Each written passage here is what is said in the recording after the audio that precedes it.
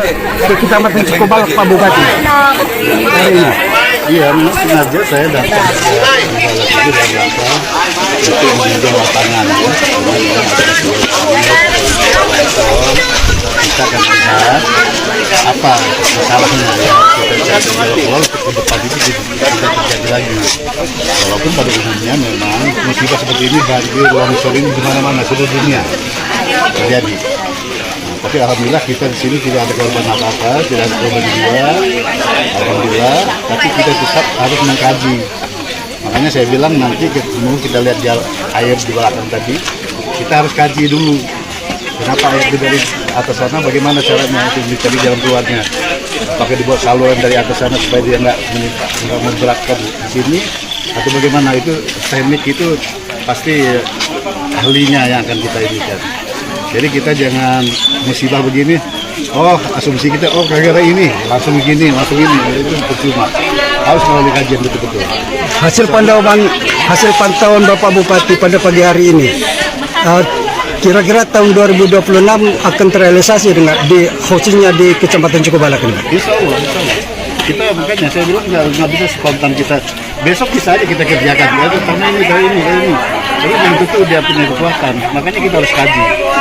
Kalau masalah dana, insya Allah nanti kita carikan jalan keluarnya. Pak Bupati, terkait bantuan sendiri untuk masyarakat Cikobalak seperti apa? Bantuan ya dalam bantuan sosial ya namanya pemerintah kadang kita kamu tahu sendiri pemerintah kita dalam ini tahu duitnya ada. Jadi kita bantu yang ada yang semampunya kita bantu untuk masyarakat. Tapi itu bantuan sebetulnya jangan dilihat nilainya, tapi itu perhatiannya. Artinya kita minta masyarakat supaya masyarakat juga menjadi perhatian untuk keselamatan masing-masing ini, keselamatan masyarakat. Nah, Pak Bupati, ini pasca penanganan bencana banjir dan longsor ini, selain BPBD itu melibatkan siapa lagi untuk upaya penanganan sendiri? Saya kira BPBD, PU itu terlibat langsung nanti terkait itu. Dan semua dinas sosial sudah terkait kepentingan untuk sosialnya ya. Terkait sekarang bantuan dari dinas sosial itu dari ini. Semua pada dasarnya dari pemerintah kabupaten harus bertanggung jawab untuk ini supaya bagaimana supaya itu diminimalisir kejadian itu. Nah, pesannya sendiri untuk masyarakat seperti apa? Saya minta kepada masyarakat supaya harus itu menerima yang apa yang sudah terjadi. Perlu kita tahu sesuatu kan ini yang terjadi. Tapi kita bagaimana berikhtiar supaya tidak terjadi lagi dengan jalan misalnya melihat sumber-sumber masalahnya di mana. Nah itu. Ada pesan untuk menjaga hutan sendiri, Pak? Ya saya kira menjaga hutan jangan sampai nebang kayu-kayu besar itu di atas, harus jaga. Karena itu juga salah satu kekuatan pertahanan untuk mengantisipasi banjir. Jadi untuk peninjauan sendiri dilakukan beberapa titik, Pak? Jalan hari itu tadi sepanjang jalan itu kan kejadian kan sisi berapa titik ada 3-4 titik. Sempat berhenti ya Pak? Nah kalau ini di sini sebagai ini yang lain nanti saya berikan hanya dapat laporan aja nanti kita berdasarkan apa sama. Faktor sendiri seperti apa Pak? Apakah hanya faktor atau ada faktor lain? Kecuali cuaca ekstrim juga kita lepas dari kesalahan manusia juga. Mungkin ada penebangan kayu-kayu karena yang selama ini tidak pernah ditebang. Ada pertahanan itu yang kurang, gitu ya. Lalu tindakan dari Pemkab sendiri untuk menangani seperti apa? Ya itu tadi seperti saya katakan tadi, kita akan kaji, kita yang melihat masalahnya apa ini. Apa hanya akibat kayu yang tebal-tebal atau akibat apa nanti kita atasi. Ya, apa saluran air di atas itu kita buat saluran air supaya dia masuk ke bawah untuk ini seperti itu tadi siring kita harus perdalam siringnya kita harus lebarkan Sudah cukup ya, duduk, terima kasih. Pertama-tama kita katakan atas limpahan rahmat hidayah dan inayah daripada kita semua bahwa sampai tanggal ini kita masih diberikan dulu diselamatkan dan diberikan bermacam-macam nikmat sekaligus sekarang kita bisa bersatu musibah daripada longsor banjir yang diberikan oleh Allah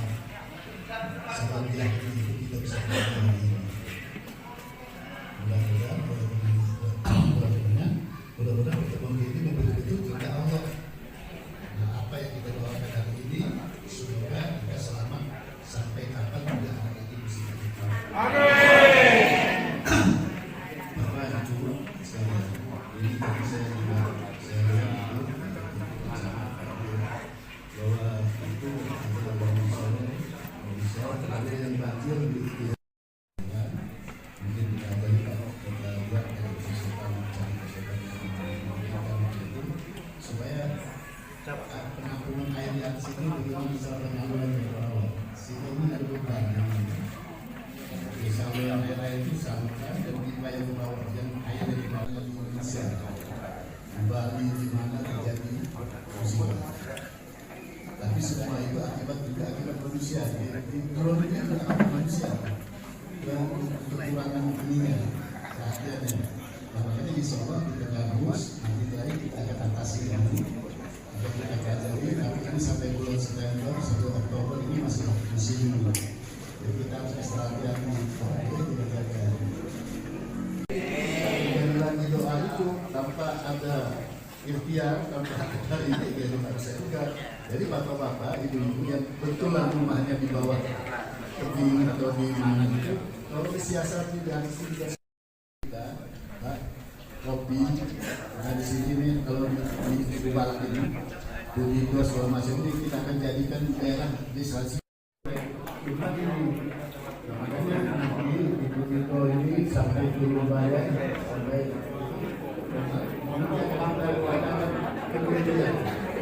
jadi ada ahlinya nanti mau didapat dulu. Karena memang nanti kalau bisa ada dagang, ada yang jadi gaya, ada yang ini, ada yang itu, banyak sekali. Iya. Jadi mohon doa supaya kita semua sehat. Insyaallah ke depan kita akan berubah. Dan pertanian, selama ini pertanian, ini memang kita ini tidak pernah akan ada perputaran uang, tidak pernah akan hidup ekonomi kita kecuali kita dari hasil komoditi pertanian. Pabrik kelapa, jadi tidak lagi dijual rombongan kelapa, jadi dijual bawa ke Cina, bawa ke Jepang, berkapal-kapal, kita tidak dapat apa-apa. Tapi kalau ini nanti kita akan membuat pabrik kopi, kopi itu begitu mengukir dari itunya pohonnya itu langsung dijual kepada koperasi atau kepada siapa, nanti masuk ke ini 50 lagi nanti. Jadi kalau kita tumbuk dulu kopi itu 10 kilo misalnya, satu kaleng itu besar itu, satu itu jadinya 2 kilo misalnya, kita tumbuk jadinya 2 kilo, kita jual harga sekian. Nah ini 10 kilo harga jualnya sekian juga sama. Insya Allah nanti. Jadi masyarakat kita juga yang kemana saya tinjau pabrik apa industri Deloitte Paragon. Nah itu nanti ada itunya pajaknya yang kita tarik dari oleh pemerintah, ditarik pajaknya dari usaha itu untuk kepentingan masyarakat, dan dia juga punya kewajiban 1,5% dari keuntungan untuk membagikan kepada kepentingan sosial lingkungannya. Tapi ini lingkungannya itu bukan hanya di lingkungan sini, karena kalau namanya Joy itu pasti dia tambah di lingkungan sekitar ini. Sampaikan itu harus wajib, tapi kecuali tenaga ahli kita nggak bisa, ya. Nah itu nanti pabrik itu juga. Jadi nanti kalau kopi itu kita nanti akan diarahkan dan pemerintah akan ikut campur. Alat pertanian dibantu, pupuk dibantu, ini dibantu oleh pemerintah sehingga rame waktu itu kopi. Dari sepi Semundo itu waktu itu sedikit kirim orang Jawa termigrasi ke sini. Jadi bukan yang mau dibagi oleh Jawa kedua itu, kita selalu diberikan tempat tidur kesehatan. Kami bangun tergabung sini ke depan lebih baik lagi, lebih baik lagi.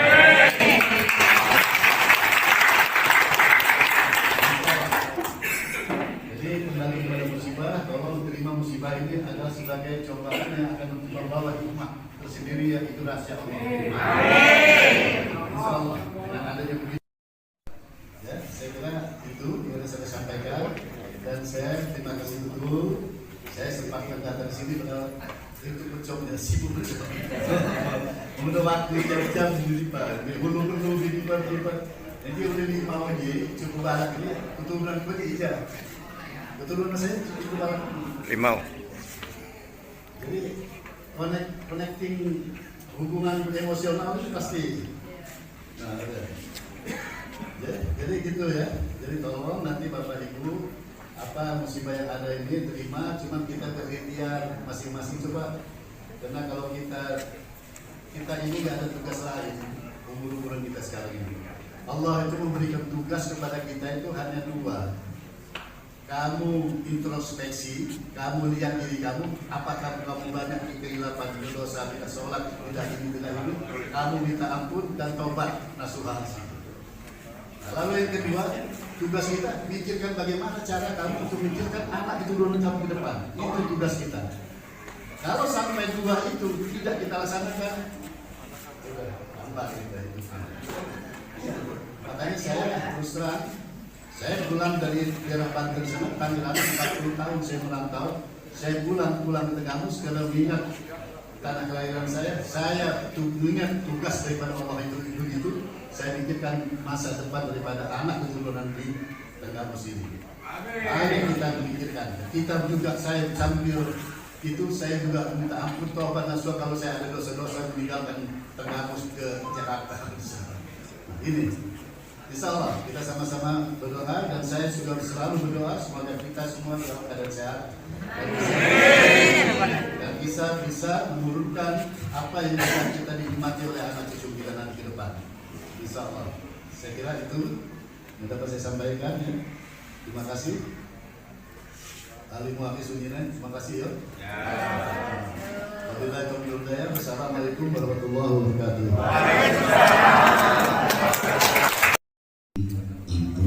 Ketua Penggerak PKK Bapak Dewan dan Teruna Kecamatan Cukup Barat Bapak Almarhus, dan tentunya yang saya hormati juga Kepala OPD, Kepala Dinas, Kepala Badan yang sempat hadir di Kecamatan Cukup Barat yang saya hormati, dan tentunya yang saya hormati Ketua Penggerak hormati, dan yang saya banggakan ini seluruh ya masyarakat yang terundang di Aula Kecamatan Cukup Barat yang terdampak dari musibah tanah longsor dan banjir. Di tengah-tengah musibah ini mudah-mudahan lebih semangat ya, yang tidak bisa tertampung di sini kecil ini masuk ke jalan karena kebetulan perumahan warga kita ada di bawah sehingga dia masuk ke perumahan. Nah ini yang kedua masuk ke kebinjuran ya. Tapi alhamdulillah ini juga sudah diselesaikan ya oleh Pak.